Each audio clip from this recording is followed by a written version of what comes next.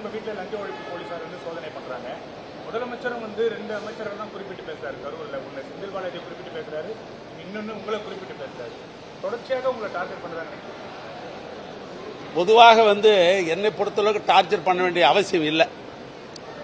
நான் திராவிட முன்னேற்ற கழகத்தினுடைய கொறடாவாக திராவிட முன்னேற்ற கழகத்துடைய தலைவர் அவர்கள் என்னை நியமித்திருக்கிறார்கள்.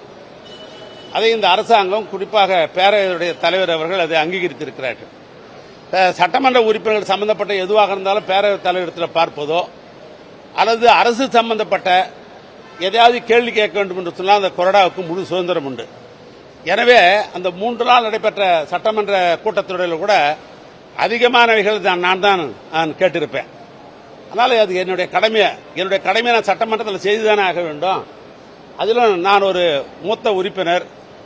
அதனால நான் கேட்க வேண்டிய கேள்வி தான் கேட்கணும். அது பிடிக்குதா பிடிக்கலையா, நான் சொல்ற விளக்கம் போருமா போறாதா, இல்லை நான் பேசவே கூடாது என்று அவர்கள் நினைக்கிறார்களா என்பது போக போகத்தான் தெரியும். 15ஆம் தேதி விசாரணைக்கு ஆஜராகுங்க. கட்டாயம் ஆஜராகுவேன். நானே சொல்லிருக்கிறேன். நான் 12ஆம் தேதிக்கு மேல எந்த தேதி கொடுத்தாலும் நான் முழு ஒத்துழைப்பு தரேன்னு நான் சொன்னேன். ஆனால் நான் முழு ஒத்துழைப்பு தருவேன். அதில் ஒன்றும் மாற்றம் இல்லை. 2வது, நீதிமன்றத்தில் வழக்கு தொடுக்கிற காரணத்தினால் அது சம்பந்தமா நான் பேச முடியாது.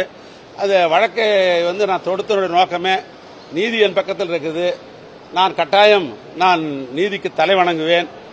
நீதிமன்றம் எனக்கு நல்ல தீர்ப்பு வழங்குகின்ற நம்பிக்கை எனக்கு இருக்கிறது. எனவே அந்த அடிப்படையில் நான் எந்தவித குற்றமும் நான் புரிந்ததில்ல. குற்றம் செய்ய வேண்டிய அவசியம் எனக்கு கிடையாது. அதனால நீதிமன்றத்தில் வழக்கு தொடுத்திருக்கிறேன். நீதி மீது எனக்கு நம்பிக்கை உண்டு.